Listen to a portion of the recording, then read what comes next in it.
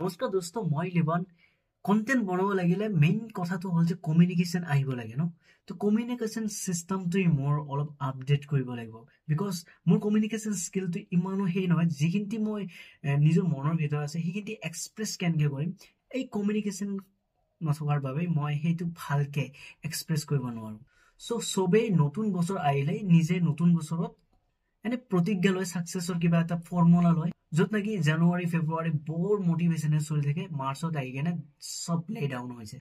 সেই ক্ষেত্ৰত ময়ো আছো। জানুৱাৰী ফেব্ৰুৱাৰীত বহুত মটিভেশ্যন থাকে। জিমতো গৈছিলো, জিমৰ পৰা 1-2 মাহ কৰি কেনে বা মটিভেশ্যন গায়েব। সেইকাৰণে মই ভাবিছো এই চেনেলটো খোলা 3 বছৰ হৈ পৰিল, আজিলৈকে 500 ছাবস্ক্ৰাইবাৰ কমপ্লিট কৰিব পৰা নাই। তো আজি বছৰৰ লাষ্ট 25 নৱেম্বৰ মাহৰ 21 তাৰিখ চাও, লাষ্টৰ পৰা ষ্টাৰ্ট কৰো। নিজৰ কথাবোৰ আৰু মন্তব্যবোৰ শুদ্ধকৈ আৰু সুফলভাৱে ক'বলৈ চেষ্টাত আগবাঢ়ি যাওঁ। বলক আৰম্ভ কৰোঁ।